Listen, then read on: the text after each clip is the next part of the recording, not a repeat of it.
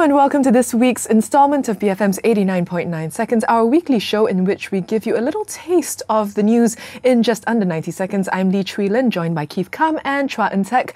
On the show today, we will be discussing the National Day of Mourning because, of course, that's today. We will also be talking about the beheading of American journalist James Foley and finally, rape. Let's get started.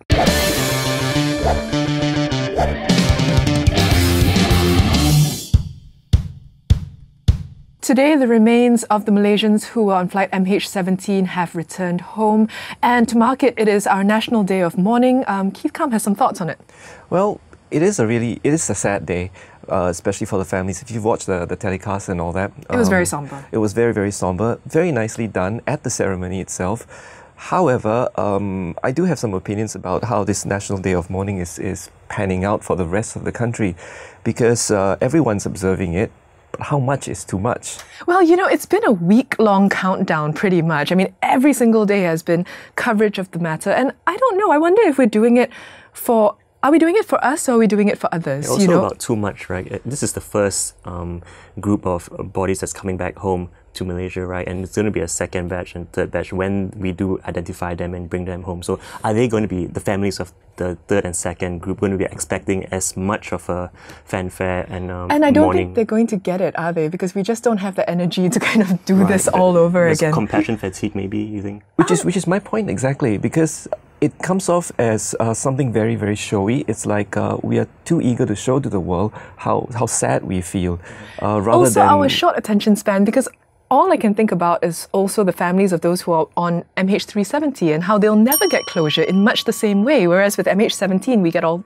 You know what's happened to them.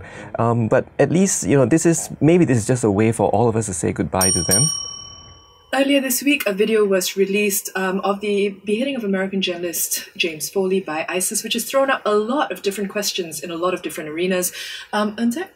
So we found out after the video was released that ISIS actually made a ransom demand for James Foley, and the US has have a position of not paying ransom. So I was wondering whether or not there's a middle ground to be achieved here, whether a few millions could have saved this journalist's life. I guess it's a question, as always, about, you know, the need of one versus the philosophy of many. I think, you know, because you don't want to encourage or incentivize this sort of behavior. It's the greater good problem, but also, I mean, this was such a horrible thing to have to watch, and also it just doesn't send out any good messages at all, right? The idea that you would leave one of your own to die. But the thing is, I think such a precedent has already been set by Malaysia, no less. Allegedly, we paid 50 million ringgit or dollars, that's not even clear yet, to terrorists in southern Philippines for the release of tourists, Chinese tourists over there. But that doesn't seem to solve the situation. Are we okay, though, as citizens, with the idea that our government will leave us behind at a point when we need them not to? I think what is troubling is that some country does and some country doesn't. So it has to be a collective stand. Otherwise, there's inconsistency, and that's where the terrorists exploit the loopholes. But until then, this business model is just going to work, you think? Well, it's not working. Yesterday, one of the major headlines was about a 15-year-old boy raping his mother. And what troubled me about this, you know, incredibly troubling story as is, was that, so it's mentioned in the paper, you know, her occupation, she's an entertainment waitress, the fact that she came home drunk.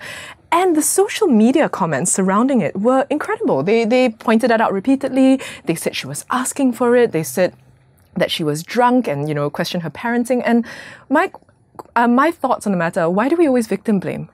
Well, the thing is, there's been just too much prejudgment going around where this is concerned. The way the story has been reported itself, 15-year-old boy, drunk mother.